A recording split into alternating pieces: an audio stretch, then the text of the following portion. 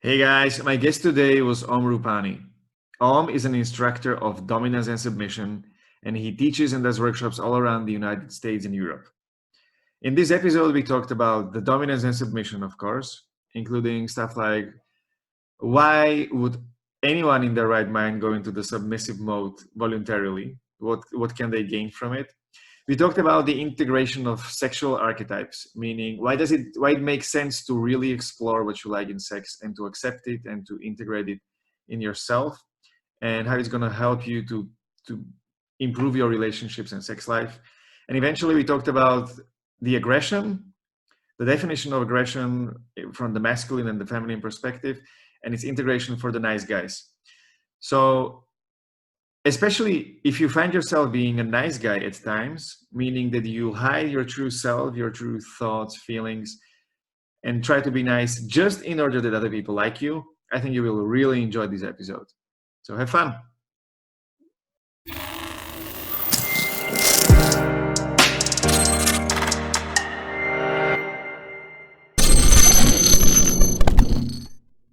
When it comes to dominance and submission, I think what comes up mostly, or what came up for me in past, was that the dominant position is always the winning position. And when one is dom and the other one submits, the dom won and the sub lost. So that's why that's why, and that's what people struggle with, I guess, when they enter this world.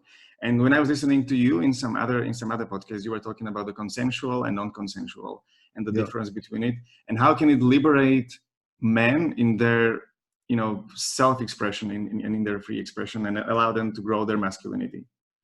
Again, those are like three questions. So let's start with the idea that the dominant is the winning position and the submissive is the losing position. Okay. So the first conversation that pretty much happens in my workshop is about trying to discuss what it means to have consensual domination and submission compared to non-consensual domination and submission. And the proposition that you just mentioned very much belongs in the non-consensual column. When domination and submission is non-consensual, it is very much the case that whoever is in the dominant position, I mean, it's almost by definition, you can say whoever is winning is the dom and whoever is losing is the sub. It's pretty much how we define the terms. It's not even saying the doms win and the subs lose. It's like whoever wins, wins. Whoever wins is the victor and whoever loses is the loser. And these are zero-sum games that are happening in real life all the time, right? When I got static here. I don't know what's going on. So it's very understandable that obviously if that's your understanding of what dominance and submission is, nobody in their right mind would want to occupy the submissive position. Why would you want to be a loser?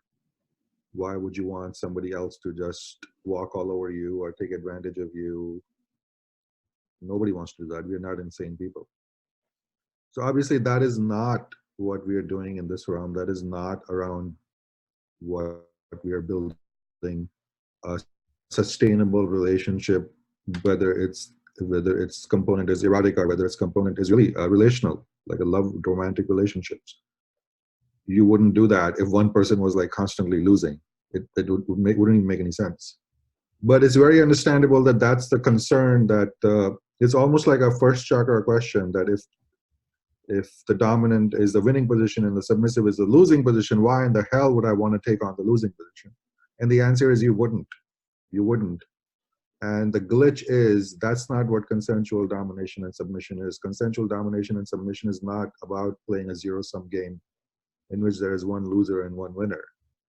It is about really a co-conspiracy of two people creating games and creating play and creating a form of relating that is not only fulfilling to both of them, but it gives them access to parts of their, certainly parts of their erotic makeup. And I'm pretty woo-woo about it. I would say to a certain degree, a part of their archetype and their soul, which is seeking expression, which really thrives in a healthy, in a consensual, in a vibrant and functioning DS dynamic. So does that answer that question? Yeah. It's a bigger conversation. This is also why it's great if people come in for a little bit of a training instead of just objecting to all this standing, it's like they're standing outside the building yelling in, and we're like, we are actually not in disagreement. You are just have misconception of what's going on in this room. Yeah. How about you come in and we have a little chat, and then you can decide. Yeah. You know what I mean? Yeah, that's a nice way to put it. Yeah, like try on what consensual DS is. Most people don't know what that is. Mm-hmm. The only framework the brain has is for non-consensual DS. And in non-consensual DS, it's a zero-sum game. There's one winner and one loser. And by definition, we would say, simply the way we use language, whoever wins, we would say, they dominated. Yeah. I dominated. And the loser is like, you lost, buddy. Your face in the mud. When you're in a fight, when you're in a competition, when you're in a race, that game can be fun to play, winners and losers, competition. It's not a good game to play in relationships. It's not a good game to play in any area where people, where you have to live with people, where you want to create warmth and any kind of relationship with anyone. You don't want to play winners and losers games. You don't want to be surrounded by people who are losing around you. It doesn't really work. Mm-hmm. And that's not what we're talking about when we do this play. So relating. So if consensual DS is based on basically win-win for both sides, how does the submissive mode wins? Or how do they gain from the interaction? They get exactly what they want. The Dom sub game, at least in my book, the way I teach it, is about giving the submissive what the submissive wants, isn't creating a journey for the submissive, isn't creating erotic expression for the submissive. The mastery of the Dom, one of the masteries of the Dom is in getting off on doing exactly that. The way Doms win in consensual DS is they succeed in moving their submissive system in a positive way. We can segue, you mentioned before our call a little bit about Shibari, and that's like a great entry point into talking about that, right? Maybe we should talk about it. So let's take that as a very gentle example of what consensual DS looks like. I think everybody can imagine a little rope scene in this age, right? Even if you have not done it, you can imagine, maybe, I don't know whether you can. But let's just say a rope scene in which all that the Dom and sub are doing is the Dom is tying up the submissive and trying to move that submissive into what we refer to as subspace, into a kind of a lovely internal coherent space. Okay, so if that is a nice example of what consensual DS looks like, observe what's happening in that scene. What is the Dom doing? The Dom is bringing his or her skills with rope into the play. They've acquired this skill. Why? Because they want to move their submissive system in some way. They want to bring this skill and mastery to a submissive. Why is the submissive there? They love being tied up. Why do they love being tied up? Because when they get tied up, they feel they really drop in. They come into their body, their mind quiets down. Essentially, they are moved into a more positive state. And the Dom's mastery is in creating this transition in their submissive. And that's fantastic. That's what a consensual DS scene looks like in a one framework.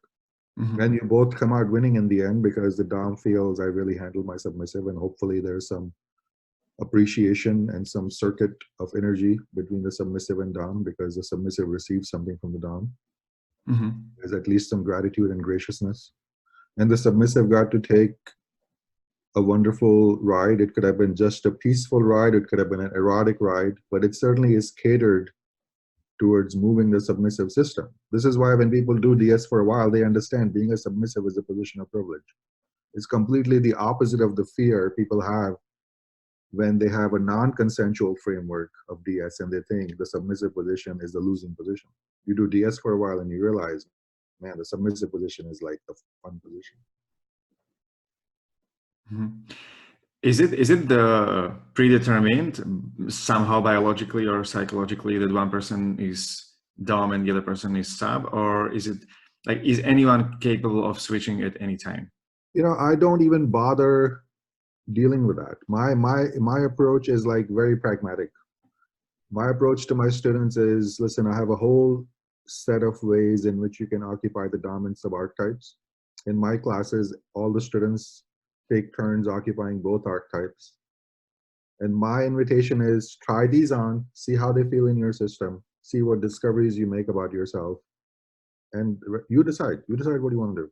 I have absolutely zero agenda on that aspect of people's desires, their makeup.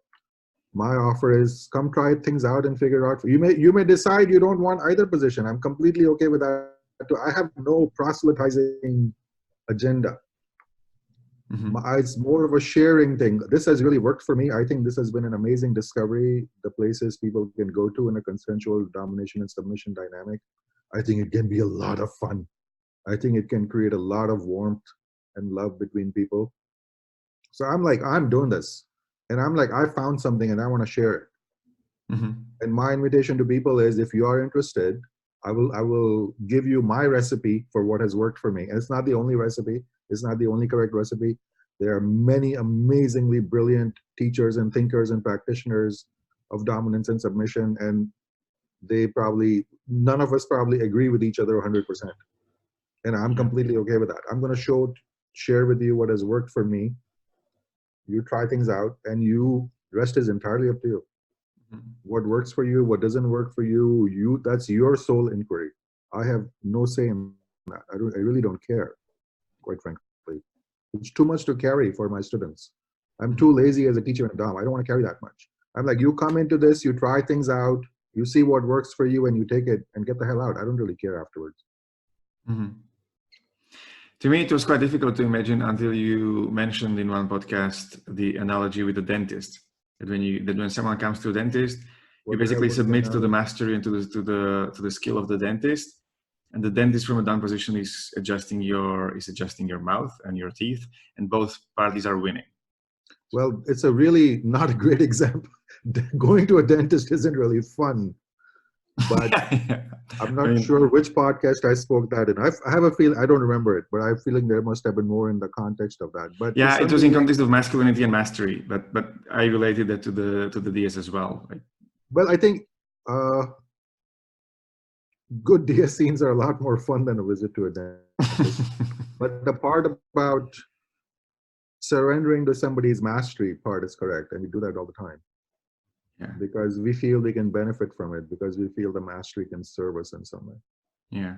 Right. So I don't remember talking about the dentist analogy, but if I were to push that analogy, I would take it in this context, which is, there are times in DS play, and more advanced DS play, what the practitioners would refer to as edge play, where you in fact are entering areas in your psyche and maybe doing things to your body that on the surface may look painful, that may look uncomfortable. If you watch people do humiliation play, you may be shocked. You're like, why are they doing this to each other? Maybe as much as if you see somebody receiving heavy impact play, you're like, why is that person asking for that much pain? Okay. So maybe from the outside, it may look crazy to you, but if you're on the inside, you're doing it consensually because you know that there are, sorry, my cats always interfere. I hope you don't mind. They love the keyboard. But if somebody understands that they need to go deeper into pain, or they even need to go deeper into humiliation because there are pieces they need there, there's freedom that's waiting for them there, there's turn on that's waiting for them there, and then they surrender. Consensually surrender, not only surrender, really request it of their dom that they take them into those darker places. So that part of it may fit better with like the dentist analogy, where you know this is going to be unpleasant. This is going to be unpleasant, but I trust this person. They know my system better than I do. Part of me, I can't fix this, right? They can, and it may be difficult. It may be painful. This is going to be a very unpleasant hour or 90 minutes. But it's got to be done. And I know it's benefiting me overall. I'm doing this for myself, roughly. Yeah. So that part of it, maybe if you extend the analogy in that direction. But I mean, for moment to moment, hopefully every scene should not feel like you're sitting in the dentist chair, because there's a lot of softer and more fun reasons to do it. It's not always about going into something difficult or challenging, but it can be part of that. Yeah. What are some of the psychological benefits your students claim having from entering and having DS experience? If there is such thing, I mean. I think there are many of them. I think this is a long discussion. We could do an entire podcast on all the psychological openings and unlockings people have when they enter into DS play. One of the most prominent one, and maybe one of the most general areas, would be integration, which is, I say this in my classes, Lori Handlers and I teach our classes in Tantra meets BDSM, and this is something we probably mention in every class, which is we actually have no agenda in adding anything on to our students. We really have zero agenda. Quite frankly, we don't really care. I know that sounds cold, but we don't really care what your makeup is. Our desire for the people who come in is that they make self-discoveries. We are not actually sitting here selling you ideas and concepts. The goal is for you to discover parts of you that already exist that may be disintegrated from your persona, from your personality, from your identity, from your day-to-day living, because either you have buried those desires because you find them inconvenient or something to that effect. Basically those parts are not, and conventionally we call this your shadow. That's how I define the shadow, not as some dark bugaboo in the closet. It's like these are parts of you that already exist in you, but they're uncomfortable for your persona, for your personality to integrate, right? You don't want to admit you get off on this thing, so you're pushing it aside. And because you feel if you integrated this, if people saw you doing this, they would judge you, they would think you're a bad person, they would think blah, blah, blah. Mm-hmm. So you divide yourself, you hide this part of yourself. And one of the biggest, actually one most wonderful things that can happen is people find a way to integrate those parts. Mm-hmm. People find a way to bring those parts into their whole, and they are more whole and they're more coherent. Quite frankly, they're happier when they do that, because it takes a lot of energy to realize I have this turn on, I have this curiosity, I have this fantasy. You keep reading it or watching porn, you're masturbating to it, but you don't want anybody to know I get off on this thing. And it creates a lot of havoc in people's lives. It really creates a lot of bullshit in people's lives. Half the time, the coaching I'm offering people, I'm cleaning this shit up for people. Because this is what they will do. This is what they'll do. Let's say a woman discovers her turn on with DS play. Let's say she discovers her turn on with submission. Let's say that she discovers her turn on that when she's spanked or her hair is pulled or she's called X, Y, and Z. Wow, it's fireworks in the sex department. She knows she gets off on it, but she doesn't want to admit it, right? She doesn't admit it to herself. She doesn't bring it up with new lovers. Because that's not the girl she wants to be known as, right?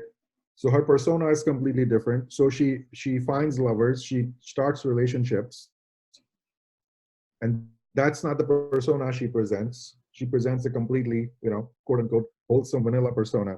But eventually the deeper desire is that my lover be able to handle me in all these areas, that my lover actually understand my eros, and that I have access to these parts of myself. So in the middle of the relationship, the woman will start to drop hints or poke the guy, trying to get him to dom her, to handle her. And this often ends in disaster because the guy is the wrong guy. The guy or she attracted is not ready to handle her in all those areas. It's really a bait and switch women are pulling. Why? Because their true desires are in shadow. Yeah. They're not putting it up front saying, listen, these are my desires. Can you handle me here? And this creates a lot of misery in people's lives. I have literally, I can't tell you how many long-term married couples we have had to tackle this with. And it's actually, I'll admit it, my success rate in that area is very low. It's like one of the biggest challenges I haven't been able to hack. When long-term couples come to me, and usually it's always a woman who halfway through, not halfway, whatever, into their relationship, says, I have these desires, I need you to dom me, I need you to do these things. And the man is like, what the fuck? Who are you? This is not who we agreed we were going to be together.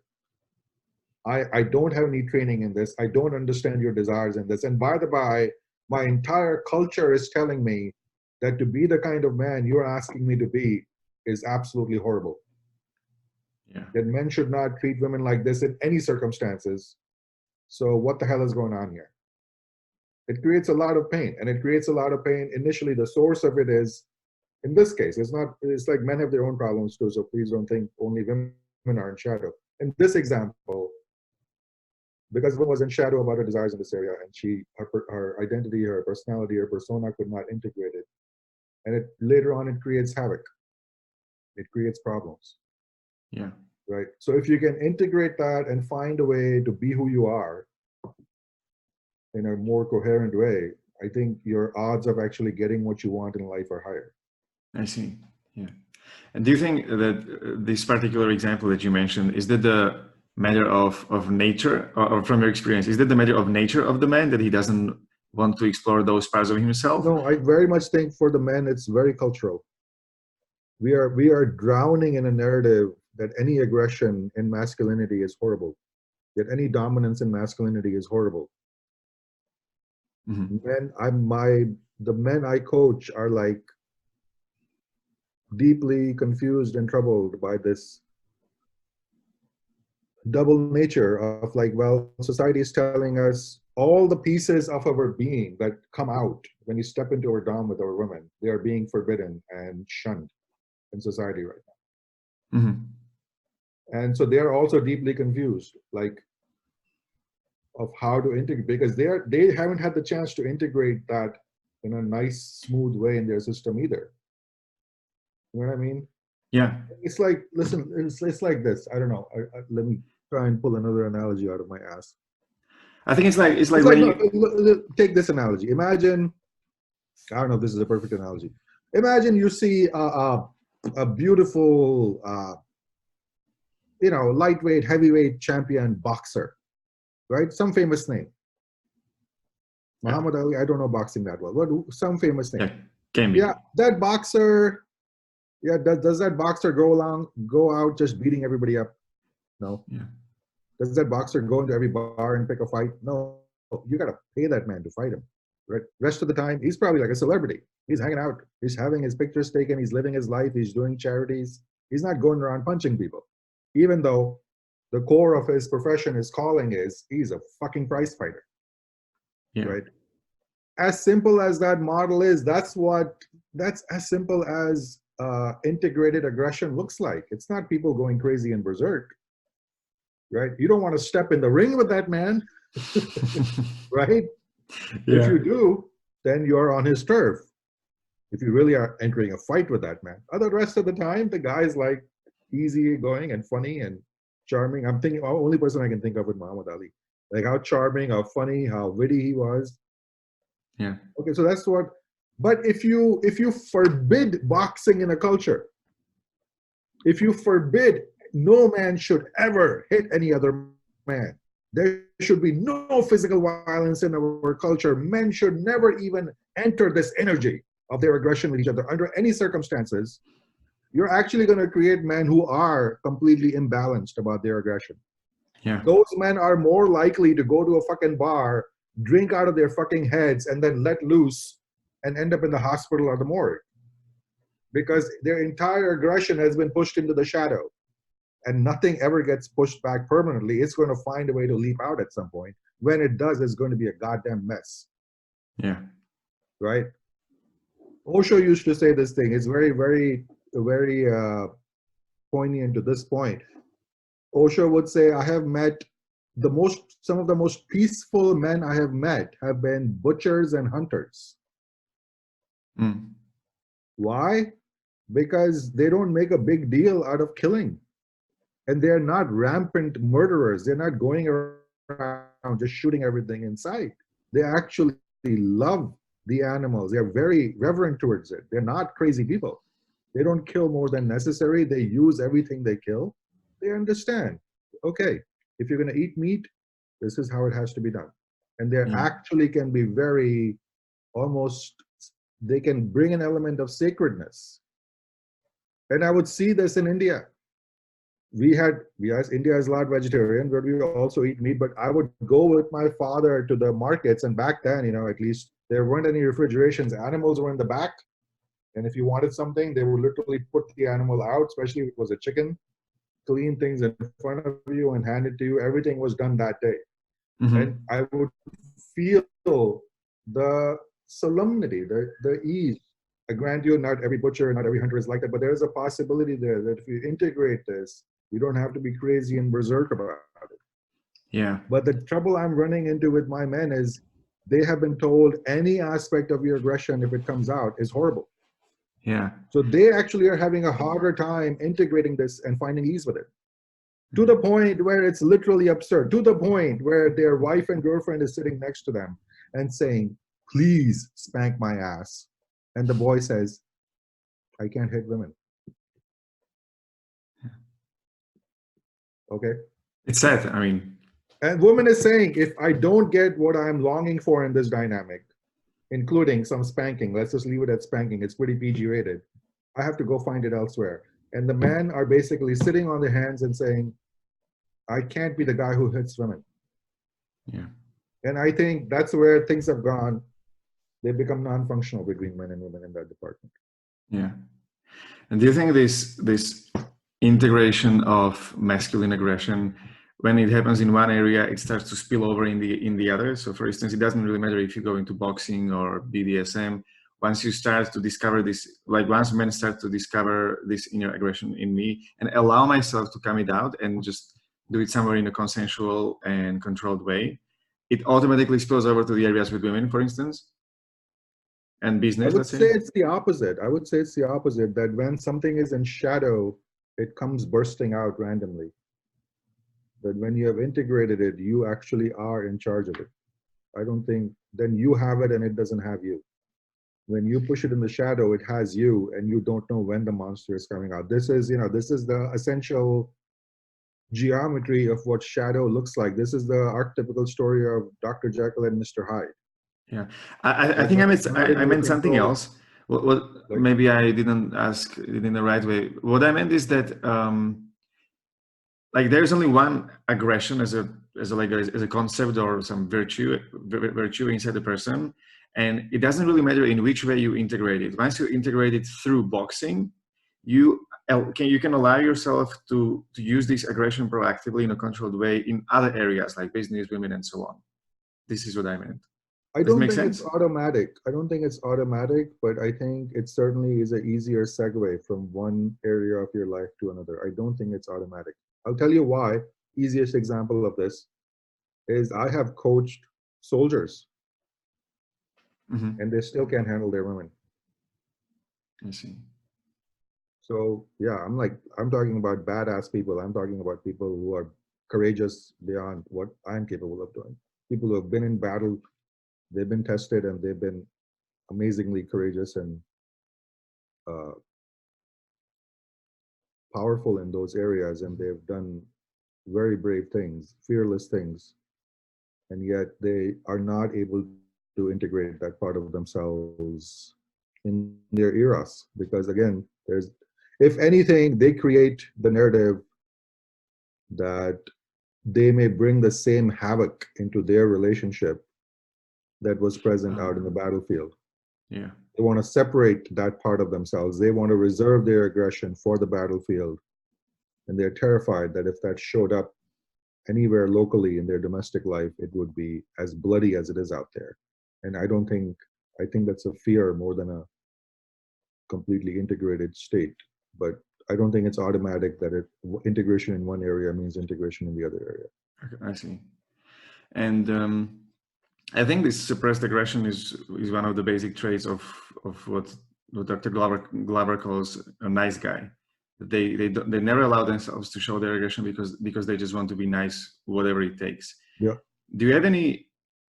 Could you tell that there is like one common thing that's really helpful for nice guys move out from this narrative, to somehow push Yeah, through it? Sure. I have one great piece of advice to nice guys, which is stop lying. Nice guys are full of shit. They're full of shit because they are constantly in a persona. It's not that they're not feeling things or they don't have aggression. They're just suppressing it all the time. And suppressing it all the time, especially when you are presenting yourself, especially to a woman, you're lying. You're essentially lying about who you are. Stop doing that. It's really a bad form. It's a good general advice for masculinity in general. And what is your fear in there? Your fear is, I'm going to be disliked for who I am. Take that chance. I think it's a core piece of masculinity. Be who you are and take the risk that some people are going to dislike you for who you are. Don't go out seeking fights. You don't have to go the extra mile to be an asshole or piss anyone off. But if you genuinely are this person and you are in harmony within yourself, if you are in disharmony within yourself, then first come into harmony. First, be a kind of person that you feel, I think I'm a pretty good human being. I feel pretty good about who I am as a person. If you're not in that space, then do your own work first. But if you have found that harmony, then be who that person is, be who that man is in the world. And if some people dislike you for it, that's just the way it goes. That's just the way it goes. If you're completely invested in nobody may ever think badly of me, I think those are the people I trust the least because they basically, I don't know who they are. They don't show me who they are because they're managing my perception of them constantly. They're trying to control how I think about them by not showing me who they really are. Yeah. And I don't trust that. That puts up a red flag in my head. Yeah. That's the guy I don't want to turn my back to. As harmless as he may look, that's the guy I don't trust. Compared to a big, loud guy, opinionated guy, I'm like, I know who that guy is. I know where he's coming from. Yeah. I know how to stay out of his way. I know how to engage him, and I can make the decisions about him face to face.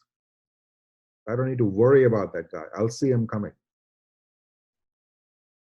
Yeah. Makes a perfect sense. I wonder how do you handle the objections that people have? Because that's the objection that would come in my mind probably. If there are some things that you have been hiding for, let's say, 20 years because they couldn't be accepted with your parents and the society when you were younger, and suddenly you get an advice, just don't lie. Like there's this, like it's not just fear of not lying, it's like fear of losing the whole existence because like such a huge thing may leak out. And so it is. And I how do think you manage this? there's a balance piece of, there is such a thing as discernment. I don't walk into a room and tell people I teach workshops in BDSM and blah, blah, blah. Because that also is like not having social skills. I don't think the two are equivalent. I can be integrated in my own desires and know who I am. It doesn't mean I'm walking around carrying a sign about who I am and pushing that in everybody's face. I don't want to do that either. That's like really impolite. But I don't think one automatically means the other. I'm not saying be in everybody's face about who you are. But if you're going to ask me, oh, what do you do? I'm going to tell you. And if you ask me further about that, as you are here, I'll tell you. I don't want to be in shadow to that point. Doesn't mean I go around pushing who I am into everybody's face. I'm actually a pretty introverted person. I don't think one means the other. And if there are cases where you're like, listen, I don't think my family can handle this part of me, exercise discernment. Not everything is for everyone. There's a very big difference between saying, listen, I need to make sure this part of my life doesn't overlap with my work environment, with my colleagues, blah, blah, blah. I'm completely fine with that. I'm completely fine with having a kind of an area of privacy around this exploration. But within the zone of privacy, you should know who you are. Yeah. That's the core piece. I'm not saying be loud in the world. I'm not, that's not the advocacy. Know who you are. And if you know who you are, then that is lovely to find community. Find your people. Yeah. This is the thing I talk about I talk with I talk about with guys when it comes to dating, that they don't need to tell any pickup lines, any learned things, any manipulation, because that's pure manipulation, just hiding behind some words which are fake. So the only thing you need to say is the truth. Just go there and tell the truth, what you really think and what you really mean. What gets difficult sometimes is that they suppressed their real desires and thoughts and feelings so deep that they are struggling with pulling them out actually on the surface and getting and knowing what the truth really is. Right. So what would be your advice for this, like when it comes to like easy things, like or like little things like dating, or I mean I don't mean little things, but like simple things. My advice to men, and I grant you, I'm a straight man. I advise mainly. My work is mainly in man-woman relating, but I think so. I'm going to speak in that reference, especially as men going out on dates with women, men trying to make an impression on women. Within the man-woman context, I consistently tell the men I'm coaching, women are built to figure out who men are. Women are walking lie detectors for men. Good luck lying to them. Good luck trying to fool women about who you are as a man. Their evolutionary arc, their survival depends on figuring out who this man is before they decide to bond with him, before they decide to commit to him. So it is actually not a great zone to enter into saying, I'm going to fool this woman. It's really not it's, you can succeed at it. There are men, there are very skilled people, that can you almost border on narcissistic and sociopathic, and they're amazing at just creating a persona that people buy. But it is not a great way to live, in my opinion. That's the extreme end of it. And even at the non-extreme end of it, if you're working so hard to present a false persona, once again, so the woman across from you will like you today on this first, second, third date, but the persona you're presenting is not in congruence with who you really are, you are just setting up disaster, because women will figure out who you are soon enough. They're built for it. They're constantly observing you, and they will constantly notice discrepancies between what you say and what you do and who you are, and you won't be able to lie to them for too long. So it's a really bad game to play. It's an inefficient game to play. It is not good for your soul as a man to play that game. Yeah. So by all means, present yourself well, be charming and be as charming and appealing and whatever, but don't lie to that degree. Don't present a false persona. Don't try to be somebody you're not. It won't work anyway. It is a thing that destroys the relationships after a certain point, where people figure out who you really are, and I think things are not going to work at that point. I mean, what's your plan anyway? You're planning on maintaining a false persona for 6 months, a year, 2 years, 3 years, 5 years with this woman? What's your long-term plan? Or are you only presenting a false persona just to get laid tonight? If you are, I'm not your guy. Go deal with pickup artists on how to just get the first lay. I don't have any particular interest in like helping men do that. I don't think it's a great game for men to play, to like present a false persona just to seduce and then move on to the next one. It's really not what I'm interested in or what I'm teaching. And if you're interested in creating real relationships, then you got to show people who you are and then let them decide. And it's just more efficient that way, quite frankly. Yeah. Less to clean up afterwards. Yeah.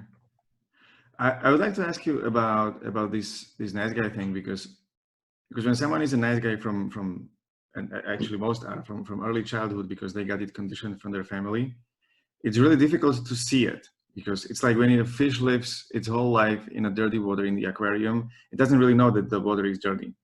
So what are the social / cultural narratives that they've been told to, that they are believing unconsciously, not really being aware of it, and really holding to them tightly, that's preventing to be real and to live a real lives?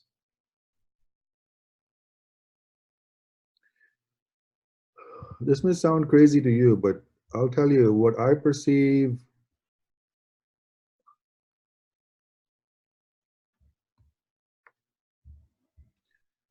All right. This answer is going to get me in trouble more than any questions about DS. This is what I'm observing. I think single motherhood is playing a huge part in this. I think boys being raised by women only is playing a big part in this. I think boys who are raised only in a feminine environment are more susceptible to the disease of being a nice guy. I think women alone do a lousy job of raising their sons. I think men need a template for masculinity and has to come from a really embodied masculine source. It is not something you can just teach. It is not lines and words and principles you can transmit. They need to see it embodied, what that looks like. And part of the problem that happens that when you only have a feminine guiding principle, even if your mother was a good mother, a lot of single mothers are not good mothers. A lot of single mothers are actually quite pissed off at men and masculinity. They are transmitting that to their boys. And parcel and package of that is they take the teeth and the aggression out of their own sons because they're terrified of it in masculinity in general. Those mothers have not integrated. They have not learned to deal with fully embodied men. So if they have not been able, they have not built their feminine container to dance with the fully embodied masculine container. With their damaged feminine container, they're raising sons. And I would say if you really want to put those women on the couch, I would say those mothers are terrified of the darker aspects of their son's masculine archetype. They are not in favor of their sons coming fully into their masculinity because there are aspects of their masculinity those single mothers are terrified of. And the response to that is, let's create toothless boys. Let's create harmless boys. Let's create nice boys. And mind you, there's nothing wrong with boys being nice. There's nothing wrong with boys being gentlemen. There's nothing wrong with boys being amazingly civil and lovely and soft and being in touch with their emotions. I believe all those are completely genuine aspects of an integrated masculine archetype. But then this becomes a shadow piece. You're so terrified of masculine darkness and aggression. You haven't learned to dance with it yourself. And so you bleed it out of your sons. You beat it out of your sons. You pour enough disapproval into their systems till that part of them quiets down and they think, well, this part of my masculinity is really not good because all my mothers, sisters, and teachers are also surrounded by women, are telling me these parts of masculinity are toxic. What do you get? You get nice boys who are in shadow about their darker masculine aspects. So there are like layers and layers on why this is happening. Anything that is happening at a cultural scale can't be an accident. You know what I mean? It's not coming out of one household. It's not coming out of one neighborhood. It's not coming out of one culture. This is a global problem at this point. And how did that happen? It happened because boys are being raised by mothers, because the fathers have gone missing, because boys are not growing up with the template of a fully embodied man. A man who is capable of being dangerous, but who is not running around berserk. A father who can get angry. A father you should fear disappointing and angering if the father is sane, if the father is just, if the father is loving. But the father is supposed to bring solid boundaries, and you should know it is a bad idea to disappoint a good father. There are boundaries, there are limits, and beyond that, there are consequences. And there's a transmission that happens from embodied grown men to boys that simply has gone missing. And in the absence of it, you're creating toothless boys. You're creating harmless boys. And what is the darker end of that result? The boys that these single mothers are raising are unattractive to their peers. The women, the girls don't want those boys. And it's a mess. It's kind of a mess, but it is not coming out of nowhere. Not being able to integrate all aspects of masculinity is like the core pandemic in our society right now. And it has many symptoms that come out of it, and the nice guy is one of the bigger symptoms. Yeah. I think for the nice guys who are, or for the guys who identify themselves as nice guys listening, I think it can be difficult to imagine that they even have this aggressive part within themselves, because they say that they're proud of never freaking out, never yelling, never shouting, never being angry. So when you tell that every man has this part within themselves, for them it can be kind of hard to believe. What would be your advice to them, or how would you treat this?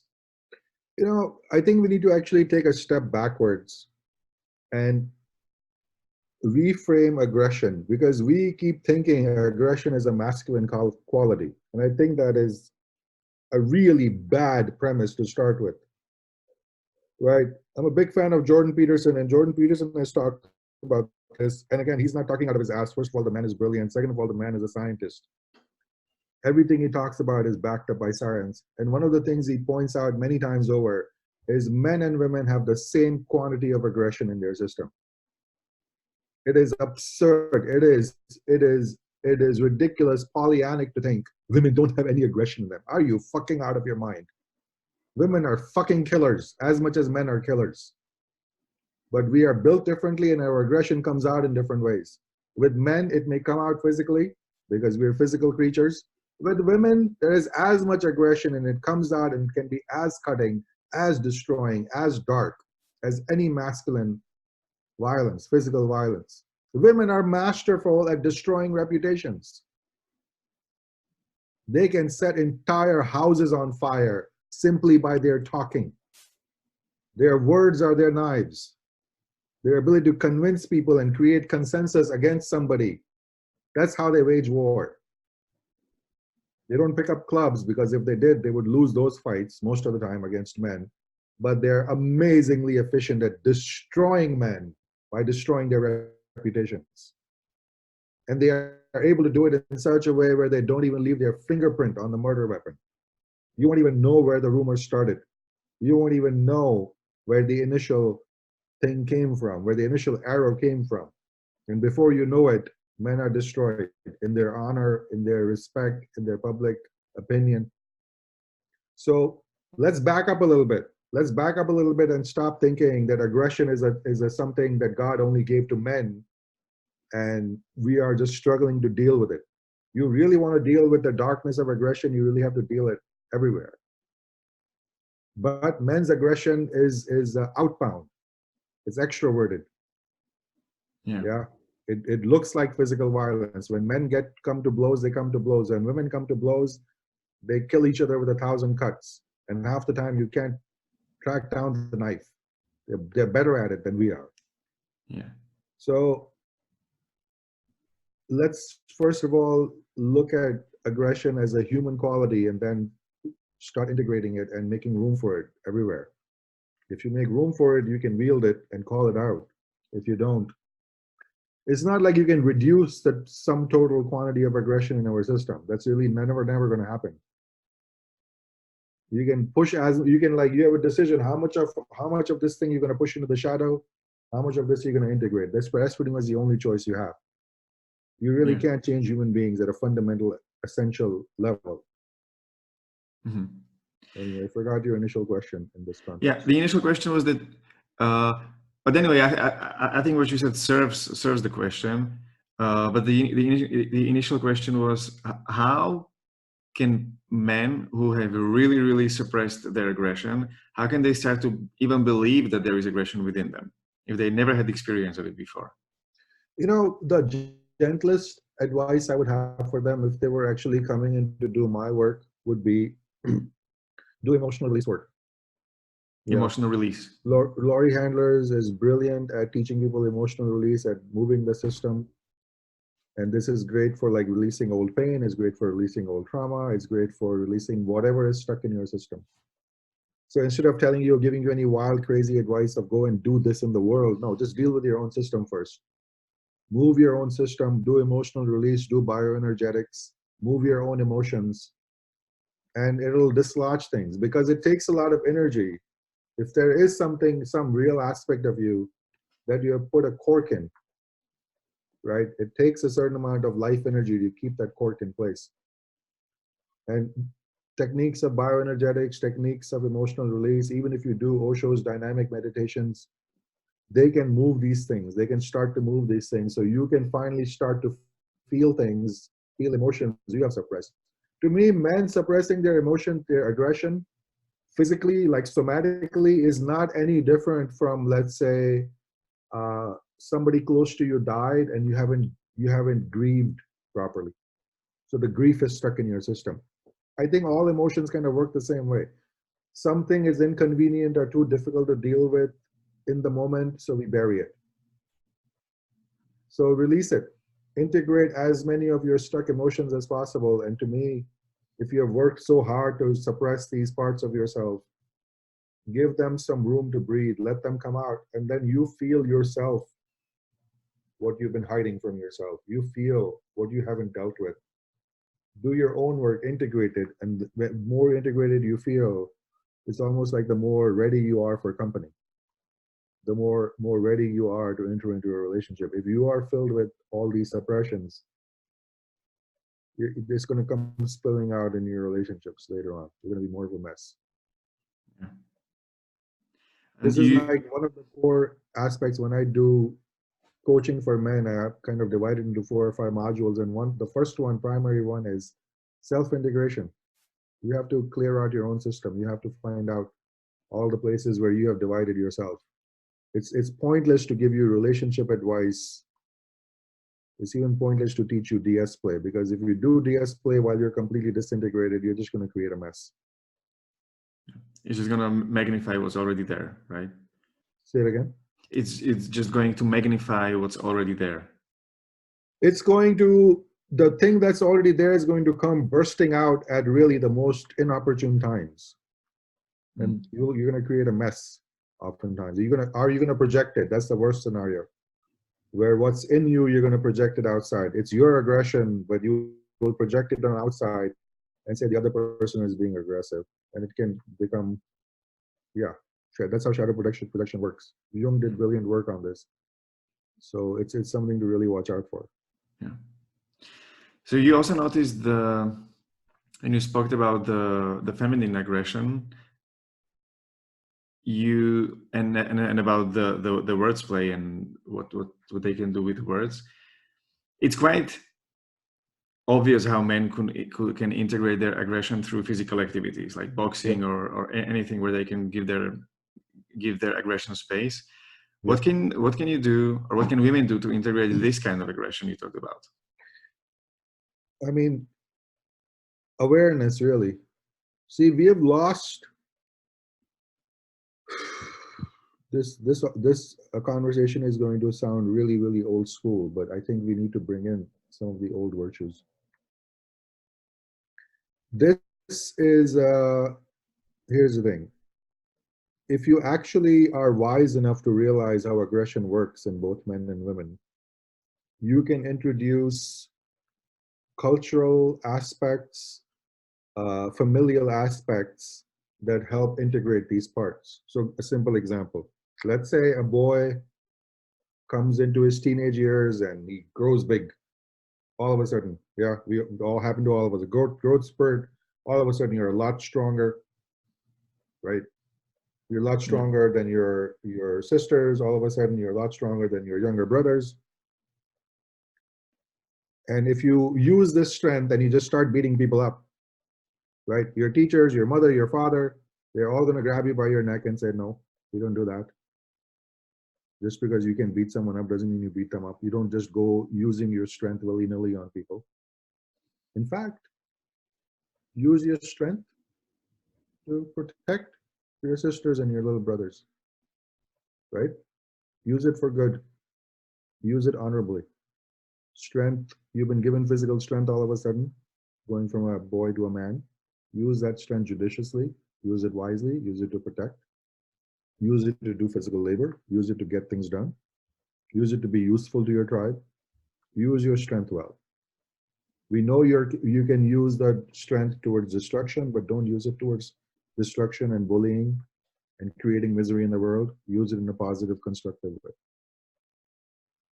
Women can be amazingly magical in the way they use their words and the way they impact the people around them. They can create cohesion. They are really amazing at being in touch with what's happening in the emotional lives of people around them. So that quality in itself is not evil, but it has the potential for evil, just as physical strength. Women can be the glue of a tribe. Women can be the glue of a family because they understand where the emotional tight spots are. And if they use their powers well, they can create more harmony. You understand? Yeah. They can tell a husband, listen, I think that argument you had with your brother last time is still lurking. I think you guys should go out, have a few beers and clean it up. Women are amazingly good at bringing that intelligence to their men. And they can create harmony in families. They can create more harmony in their tribe. They can clean up where the crap is. Or they can use that same insight, that same capacity, that same emotional intelligence, and sow poison around them. They can go send one word here to this woman, a hint, and they are fucking ingenious at that. They're truly ingenious at that. They can really destroy lives without leaving fingerprints, just hints and insinuations. And what did we have in the old days to prevent this poison, to prevent this dark aspect of the feminine intelligence? We had an ethic against gossip. It was a very strong ethic. It sounds very quaint today to say don't gossip. Few decades ago, going back hundreds of years, not gossiping was really a core ethic. Any church, any sermon, any teacher, any spiritual leader would advise people, especially women, don't gossip. Don't use your word frivolously. Don't use your word poisonously. Don't spread rumors. That's all it takes. Oh, I heard that guy is fucking around on his wife. I can't confirm it. I heard it.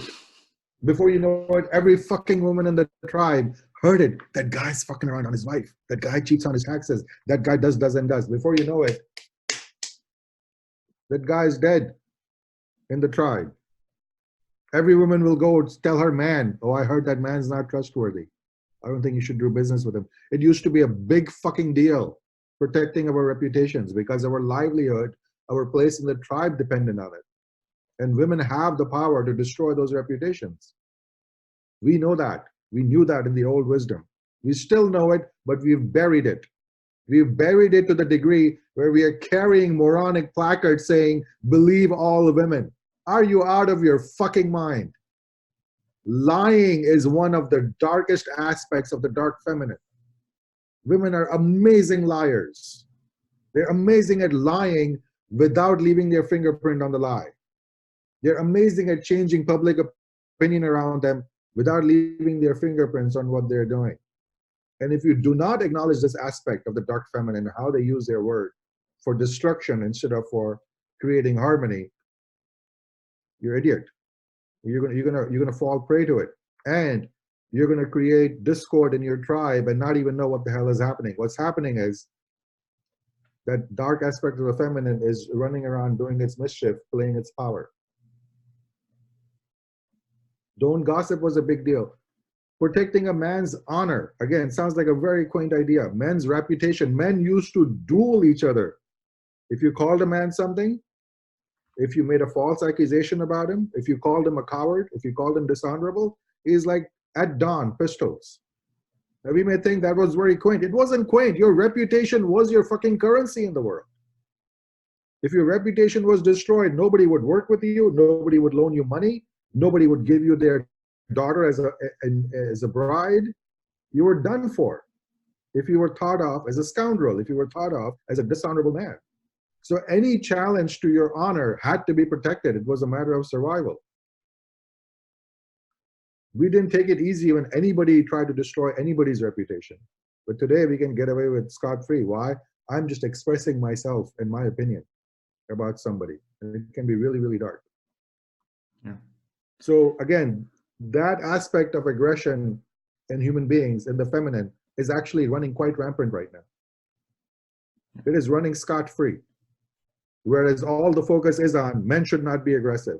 And I'm like, we are in deep shadow as a society about feminine darkness and masculine darkness. Mm. We have our heads above our asses right now. And the political environment is such that, the shit I'm saying here, I'm sure it's going to burn a lot of asses. People don't want to hear this shit. But try it out. Make your own observations. You don't have to believe me. It's Makes a lot of sense what happening you're saying. around Yeah. you all over the place. It's the social media is like, it is like a goddamn boon to the dark feminine. Before they actually had to speak things with their own fucking mouths and still find a way to not leave their fingerprints. Today, you've opened up social media and they can literally just pour out their poison without leaving their fingerprints on it. And if you think that aggression is not happening, and you know who suffers most from this aspect of the dark feminine? Other women. It doesn't even reach the men most of the time. I would say at least 80% of the time, women are just destroying other women through their words, through their gossip. That's how they are climbing with their claws up the feminine hierarchies. Women have always done this. That bitch is higher than me in the hierarchy. Let me try and destroy her reputation and bring her down. Slut shaming is part of that. It really isn't about sex. It's like, what can I do to that woman to knock her down in the hierarchy so I can climb higher? I can use my words in a certain way. I can start a rumor. I can start a gossip. And girls younger and younger are suffering from this in social media, gossiping about each other, destroying each other's reputation. For the sake of if you have daughters, you should really be interested in this conversation because their mental health is really suffering because of this darkness, because of the way girls destroy each other online. That's aggression. That's complete, pure fucking aggression. And if you don't even have the stomach to call it that, you're not going to be able to address it in any real way. If you think girls are just all perfect and sunshine and rainbows, and they don't have this aggression and destructive power in them, you're naive. It's like, it sounds like when you say aggression, it's this like raw, I'll call it energy that's in you, that's like wants to do something. And the moment you're in charge of it and in control of it, you can turn it into courage just by simply turning from win-lose to win-win, whether we talk about masculine or feminine, right? I think if you switch over to a win-win paradigm, that is like, it is a great marker. It's a great, if you're doing that, it's hard to do evil. If you're only playing win-win games, I think you are in the light, you are trying to create more love and harmony and functionality in your personal life, in your community, in your society. But you're not playing win-lose games with people. I mean, I got touched when you were talking about this, and it touched me on a deeper level because I never connected those dots so like in such a complexity, and you explained it very simply. So I think it's very important to say the next thing, which is like, I think this can even within some people, this can even create little fear of, doing the wrong thing, and instead of speaking out with courage, just trying to hold themselves back so that they don't do harm. So I think like win-win paradigm is a good way to frame this. It is, and I think the win-win paradigm is actually to explore deeper and deeper. I'm going to bring this back to DS exploration. So people from the outside may observe things people are doing in the DS realm, and they can't compute it. They will think, let's say they see something more intense, like humiliation play, which from the outside completely looks like win-lose. But when you enter it and you realize, oh my God, these people are still playing a win-win game, that this is completely in agreement. There's actually deep love and friendship underneath the surface of what the scene looks like on top. That can be mind-blowing to people. That there is no win-lose games. If this dynamic is functioning, if your scene is working, it can't be a win-lose game. And if you're playing win-win games, your capacity to really dig deep into human eros and explore things and play with things can be so amazing, because you are kind of in a container of friendship and love and consent and play. Yeah. You know what I mean? So it's a great marker. It's a great marker. What games are you playing in life? And especially if in your intimate, listen, again, I'm not categorically saying win-lose games are bad games. To me, I'm very much on the chakra system. The games of the first center can often be win-lose games, like a direct competition, like a race. It's a win-lose game. There's going to be a winner, and it's great. You watch a soccer match, you watch a football game. We want winners and losers. It's fucking great.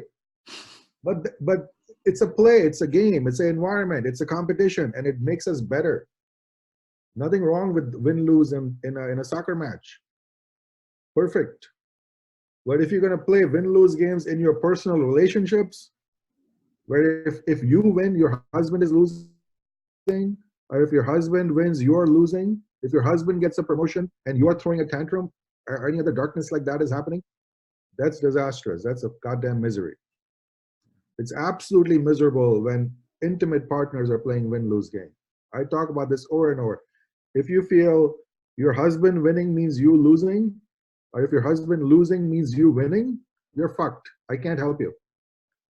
Really, you're screwed. You better find a way to dismantle that structure in your intimate relationship. There is no rescuing from that. If you're ever happy when your partner is sad and miserable, your relationship is fucked. If you ever find yourself gloating when your partner is losing, clean that shit up. That's like at the basic level. If you don't stop playing those games, all the other education is fucking useless. It won't help. Change that mindset. Find a person with whom you win together and you lose together. When they win, you celebrate. When you win, they celebrate.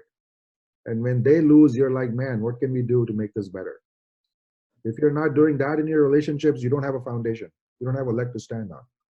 Don't come into DS play if that's the dynamic between the two of you.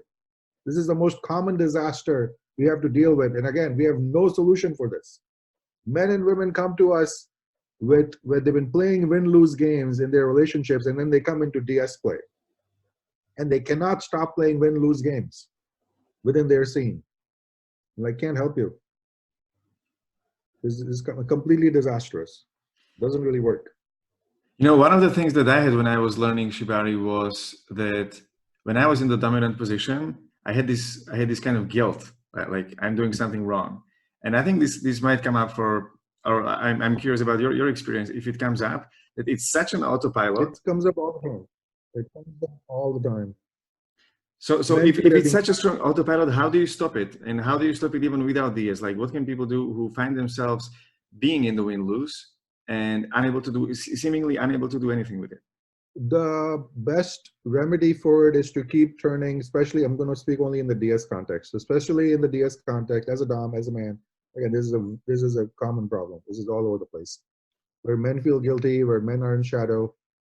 The best marker for it is turn to your submissive and see if your submissive is in a good space, in a happy space with what you're bringing.